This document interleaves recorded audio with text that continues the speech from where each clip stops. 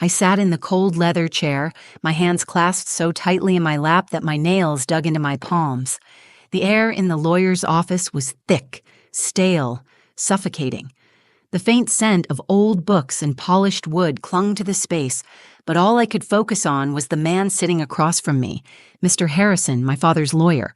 He adjusted his glasses and cleared his throat, his fingers pressing against the thick stack of legal documents in front of him. The will. My father's final words. Beside me, my older brother Jake sprawled lazily in his chair, stretching his arms behind his head like this was some casual meeting. A smirk tugged at the corner of his mouth as if he already knew what was coming. Next to him sat Olivia, my younger sister. She was the picture of quiet elegance, her blonde hair tucked neatly behind one ear, her lips pursed in a practiced expression of concern. But I caught it.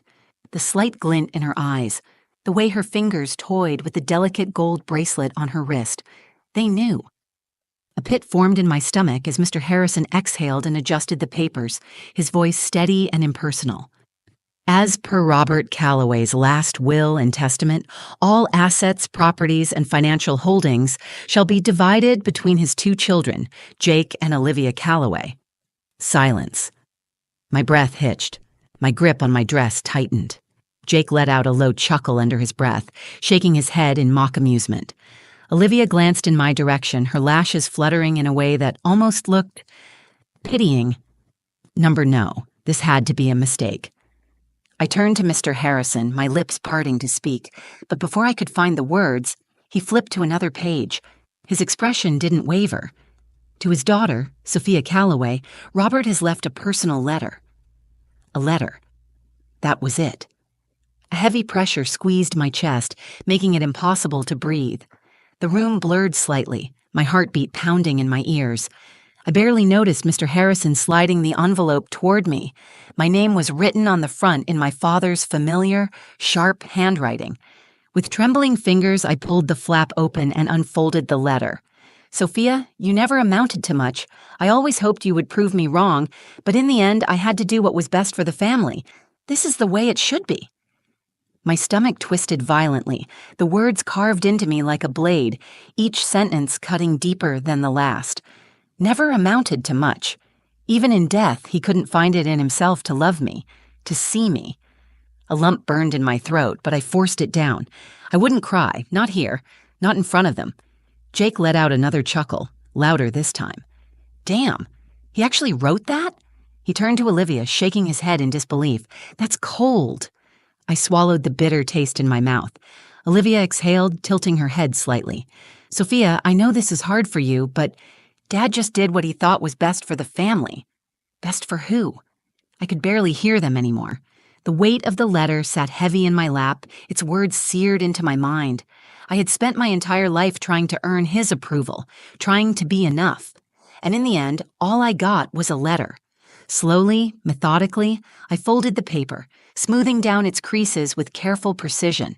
Then I placed it back inside the envelope as if it were nothing more than a meaningless piece of paper. And I stood. The chair scraped against the floor, the sound slicing through the silence. Jake raised an eyebrow.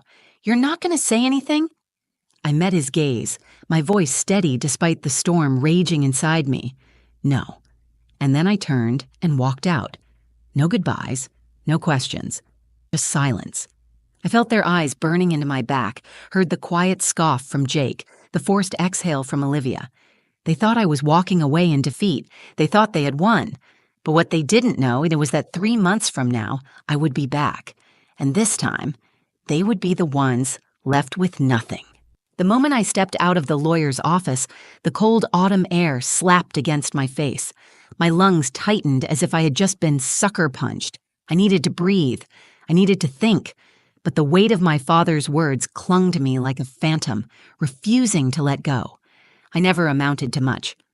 The words replayed in my head, each repetition cutting deeper, like shards of glass lodged in my chest.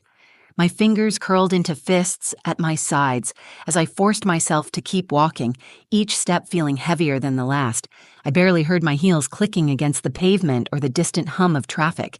Everything felt muted, as if I were underwater. Then, behind me, a voice. Sophia. I stiffened. I didn't have to turn around to know it was Olivia. Her footsteps were soft, hesitant. The kind of footsteps you take when you know you've done something wrong, don't really regret it. I exhaled sharply and forced myself to keep walking. "Come on, don't be like this," she called after me. "Let's just talk." Talk? Now? After she sat there, watching me be erased from my own family's legacy without so much as a word? I should have ignored her, should have kept walking until she gave up and let me go. But something inside me snapped. I stopped in my tracks and turned slowly. Olivia stood there, arms crossed over her chest, a look of forced sympathy on her face. Her perfect blonde hair was still in place, her designer coat buttoned neatly. She looked like she had just walked out of a high-end boutique, not a room where she helped bury her sister's dignity. I swallowed down the bitterness rising in my throat. "Talk about what, Olivia?" My voice was even, but my hands trembled at my sides. "How you and Jake walked away with everything. How Dad made sure I'd never have a place in this family." Her lips pressed into a thin line. "It's not like that, Sophia. You know Dad always had expectations. And you," she hesitated, choosing her words carefully, "you never really fit into that." Fit into what? The perfect little mold he built for Jake? The obedient, polished image he crafted for Olivia? I let out a dry, humorless laugh. Right. I never fit in. I wasn't good enough. I wasn't the golden child. I wasn't... My voice caught in my throat, my nails digging into my palms. Olivia sighed, glancing away for a brief second, and in that moment, I saw it. The flicker of something. Guilt? Regret? Maybe even shame? But it was gone as quickly as it came. "Sophia, listen," she said, shifting her weight. "You have to let this go. Fighting it won't change anything. Dad made his choice." I stared at her, searching her face for even the slightest sign that she understood what she had just said. Dad made his choice, and she was fine with it. My hands curled into fists at my sides, my nails biting into my skin. A burning sensation crept up my throat, but I refused to let the tears come. I took a deep breath, squared my shoulders, and looked her in the eye. "You know what, Olivia? You're right. Dad made his choice, and so did you." Her brows furrowed. "Sophia?" I shook my head. "Number, I get it now. I was never one of you, and I never will be." The finality in my own words surprised me, but the more I said it, the more it felt true. I turned away before she could say anything else. I didn't need to hear her justifications. I didn't need her pity. I just needed to get away. As I walked, my mind raced. The pain, the betrayal, the anger, it all swirled together in my chest, suffocating me. But then, buried beneath it all, something else sparked to life. A memory, a conversation I'd almost forgotten. My mother, sitting across from me at the kitchen table late one night, her fingers tracing the rim of her coffee cup. "Your father, he does things his way, Sophia. But one day, you might realize that not everything is as it seems." I had brushed it off at the time, thinking it was just another one of her cryptic warnings. But now, those words clawed their way back into my mind. Not everything is as it seems. I swallowed hard, my heart pounding. I needed answers. And suddenly, for the first time since I walked out of that office, I realized something. This wasn't over. Not even close. I sat at my small kitchen table, my fingers curled around a steaming cup of coffee, though I barely felt the warmth against my palms. The apartment was silent except for the occasional creak of the floorboards and the faint hum of traffic outside my window. 3 days had passed since the will reading, 3 days of sitting with the weight of my father's betrayal pressing against my chest like a stone. Jake and Olivia had everything now, the house, the accounts, the investments. They had walked away with smirks on their faces, secure in their victory. And me? I had a letter that might as well have been a final slap in the face. I wanted to move on, to let it go, but I couldn't. Not after what my mother had once told me. Your father, he does things his way, Sophia. But one day, you might realize that not everything is as it seems. Her voice played in my head over and over again. Not everything is as it seems. What did she mean by that? I set my coffee down, my fingers shaking slightly as I pulled out my laptop. If there was even the slightest chance that my father had hidden something, I needed to know. I started with the property records. Jake and Olivia had inherited the estate, but my father had owned multiple properties over the years. I clicked through page after page, my heartbeat accelerating. There had to be something. Then, there it was. A document buried in the county records. A property deed transfer. My breath caught in my throat. I clicked on it, my eyes scanning the document as my pulse pounded in my ears. The date. It was 6 months before my father's death. And the recipient? Me. I read it again, my fingers tightening around the mouse. Number, that couldn't be right. But it was. A legally binding transfer. A signature. A notarized confirmation that my father had, in fact, transferred ownership of his primary home to me. I covered my mouth with my hand, my stomach twisting into knots. Why? Why would he leave everything to Jake and Olivia in the will, but transfer the house to me in secret? I scrolled down, my eyes scanning every word, every signature. It was real. A sharp knock at my door made me jump. My pulse was still racing as I stood up, my legs unsteady beneath me. I opened the door to find an older man standing there, his gray hair combed neatly to the side, his expression unreadable. Miss Calloway? I swallowed, gripping the edge of the door. Yes? My name is Richard Porter. I was your father's financial advisor. My breath caught. My father's financial advisor? Why was he here now? He glanced around as if checking to see if anyone was watching, then cleared his throat. I think you might want to sit down. There's something you need to know. I hesitated, my heart hammering against my ribs. Then, wordlessly, I stepped aside, letting him in. As I closed the door behind him, a cold shiver ran down my spine. Something told me that whatever he was about to say would change everything. Richard Porter sat across from me at my tiny kitchen table, his hands folded neatly in front of him. His face was unreadable, but there was something in his eyes. Hesitation. Maybe even regret. I could feel the tension thickening the air between us. I swallowed hard. You said I needed to know something, I said, trying to keep my voice steady. What is it? He exhaled slowly, rubbing a hand over his forehead as if debating how to begin. Your father? He wasn't always an easy man to work for. That was an understatement. My father was ruthless, cold, calculating, a man who believed that power belonged to those who deserved it. And in his eyes, I had never been one of them. Richard continued, his gaze fixed on the table. But there were things he didn't share with many people. Things he regretted. A chill crawled up my spine. What are you talking about? He hesitated before reaching into his briefcase and pulling out a folder. The pages inside were slightly worn, as if they had been handled too many times. He slid them across the table. With trembling fingers, I opened the folder. My breath caught in my throat. It was the original deed transfer, the one I had found in the records.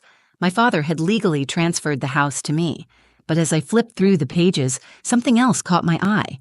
A handwritten letter. The edges were frayed, the ink slightly smudged. My chest tightened as I recognized my father's handwriting. Sophia, if you're reading this, it means something has gone terribly wrong. I felt my pulse hammer against my ribs.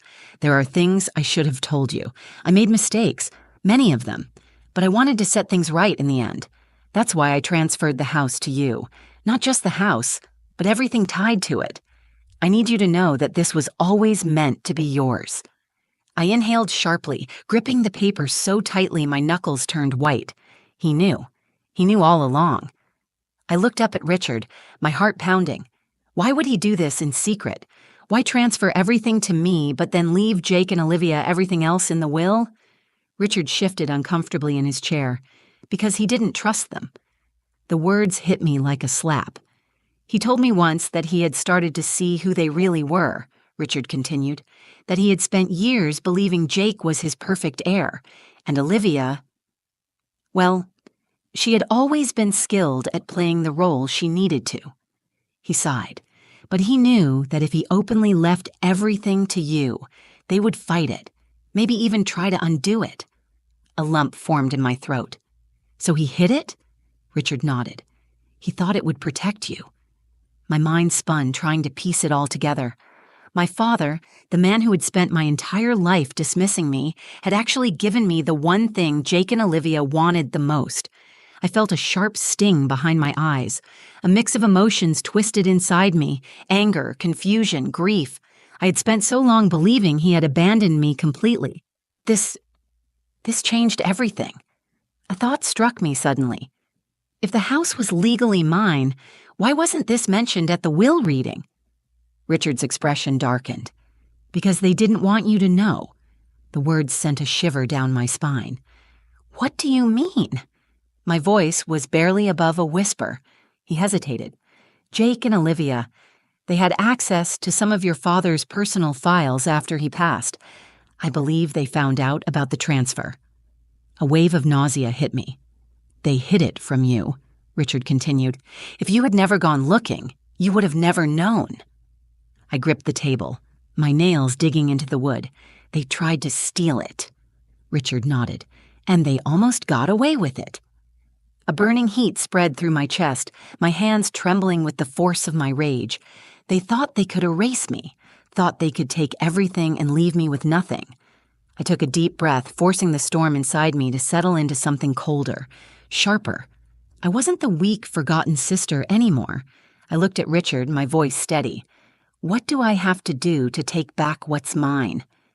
His lips curled into the smallest hint of a smile. I was hoping you'd ask. For the first time in weeks, I felt something other than betrayal. It was no longer just pain or disbelief, no more shock. Now it was rage. A cold, controlled rage that spread through my veins, steadying me in a way that grief never could. Jake and Olivia had stolen from me, lied to me, manipulated me, and they thought they had won. I tightened my grip on the folder Richard had given me, the proof that my father had legally transferred the estate to me, the evidence that I was the rightful owner, while my so-called siblings had worked behind my back to bury the truth. They must have thought I'd never look, that I'd just accept my fate and disappear quietly. They underestimated me. Richard leaned forward, watching me carefully. Sophia, you have the upper hand now, but this won't be easy. I swallowed the lump in my throat, the adrenaline in my system making it impossible to sit still. What do I have to do? His expression remained calm, but I could see something flicker in his eyes, something sharp. He was a man who had spent his life dealing with power struggles and financial wars. He had seen people fight dirty, and now, so would I. We file the legal paperwork immediately, Richard said. Once the house deed is officially reinforced, you'll have the right to claim the property. But he hesitated. But what? He exhaled. Jake and Olivia aren't going to take this lying down. They'll fight it. They'll try to manipulate the situation, spin some story to the public, maybe even claim the will overrides the deed transfer. He paused, letting that sink in. They have money, connections, and power on their side. Are you ready for what comes next? My hands trembled, but I curled them into fists to stop it. They had always used their power against me, but this time, I wasn't the forgotten little sister in the shadows. This time, I was coming for what was mine. I met Richard's gaze, my voice steady. Let them try. He nodded, a hint of something almost like respect in his expression. Then, let's get to work. 2 days later, I stood outside the gates of my father's estate, my pulse thrumming beneath my skin. The towering wrought iron fence loomed before me, a symbol of everything that had been stolen. The house beyond it was massive, pristine, untouched by the chaos of the past few weeks. Jake and Olivia had made themselves comfortable, acting as if they had already won. They had no idea their world was about to come crashing down. I straightened my shoulders, gripping the legal documents in my hand. This wasn't just a visit, this was an eviction notice. Taking a deep breath, I stepped forward and rang the intercom. A sharp buzz followed, then Olivia's familiar voice crackled through the speaker. Who is it? I smiled, a slow, calculated smile that she couldn't see. It's Sophia. A pause. I could hear the faint sound of movement on the other end, followed by a slight exhale. She hadn't expected me to come back. What do you want? I took my time answering, savoring the moment. I'd prefer to say it in person, I said smoothly. Open the gate. Another pause, then the click of the lock releasing. I stepped inside, the sound of my boots echoing against the stone pathway as I made my way toward the front doors. Every step felt heavier, filled with the weight of every injustice I had suffered at their hands. Jake was standing in the doorway when I arrived. His arms were crossed, his expression cocky, as if he already had some witty remark loaded and ready. "Well, well," he drawled, leaning against the frame. "Back to admire what you lost?" I didn't answer. Instead, I held up the papers in my hand and watched as the smirk melted off his face. Olivia appeared beside him, her eyes narrowing when she saw the documents. "What is that?" she asked, her voice clipped. I tilted my head, feigning innocence. "Oh, this." I unfolded the top page, tapping my finger against the official heading. "It's just the legal proof that this house, my father's estate, is actually mine." Jake's body went rigid. Olivia's lips parted slightly, her face paling. It was delicious. I stepped forward, closing the distance between us. "Effective immediately," I continued, my voice steady. "You both have 30 days to vacate my property." Silence. Jake's jaw clenched. Olivia's nails dug into her palms. I could see their carefully constructed world cracking. For the first time in my life, they were the ones who had to answer to me. And I wasn't backing down. For a moment, there was nothing but silence. A thick, suffocating silence that settled over us like a dense fog. Jake and Olivia stood frozen in the doorway, their perfect little world crumbling in real time. I watched the emotions flicker across their faces. Confusion, denial, panic. They had spent months thinking they had won, that they had erased me, that they had taken everything. And now they were staring at the one thing they never expected. Consequences. Jake recovered first. His jaw tightened, and he let out a low chuckle, though it lacked his usual smug confidence. "You've got to be kidding me." His voice was strained, like he was trying to convince himself this wasn't real. I tilted my head, my grip tightening around the papers in my hand. "Oh, I'm very serious." Olivia, always the more composed one, stepped forward. "Sophia," she said smoothly, her tone almost soothing, "let's not do anything drastic. Maybe we can talk about this." I cut her off with a laugh, sharp, bitter. "Talk? You mean like the way you and Jake talked about stealing from me? The way you sat in that office and watched them read Dad's will, knowing you had already buried the real truth?" Her lips pressed into a thin line.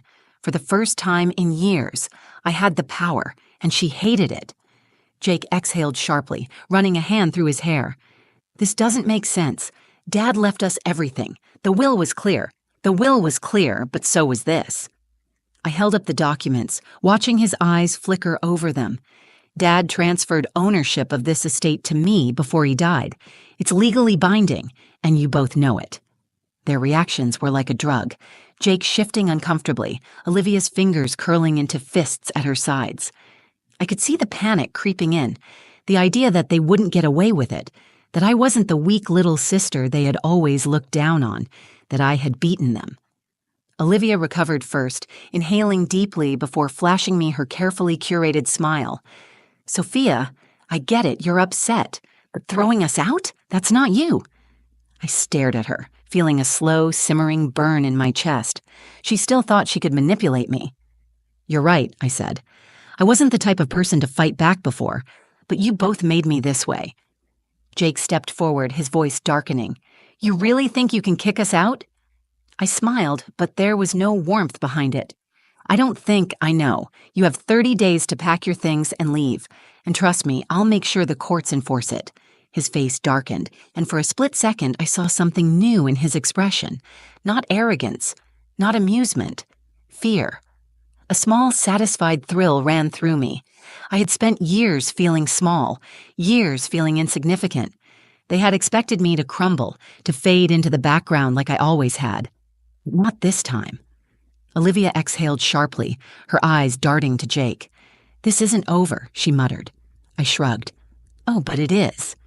You just don't know it yet." I turned on my heel, the cold wind hitting my face as I walked away from the house that had once been a prison to me. But now it was mine, and they were the ones being locked out. As I walked away, leaving Jake and Olivia standing there in stunned silence, a thought crossed my mind. Was this justice or just revenge? Maybe both. I had fought for what was rightfully mine. I had taken back what they tried to steal. But a part of me couldn't help but wonder, would they really leave without a fight? Or was this just the beginning of an even bigger battle? What do you think? Would you have done the same in my place? Or would you have walked away and let karma do the work? Let me know in the comments below, and remember, sometimes the best revenge is proving them wrong.